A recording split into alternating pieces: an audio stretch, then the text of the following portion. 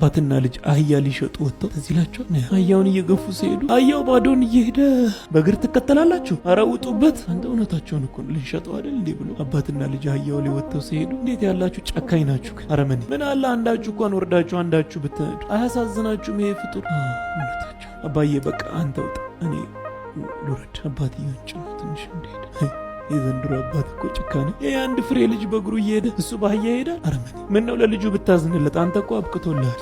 እውነቱን ነው።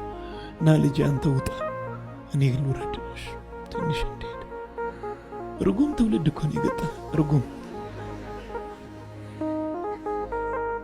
ይህንን አቅመ ደካማ አባት በእግር እያስኬድክ አንተ በእግር ትሄዳለህ? አረመኔ! ምን ነው ለአህያውስ ብታዝኑለት? በቃ አህያውን ተሸክመው ነው እንዲደከም።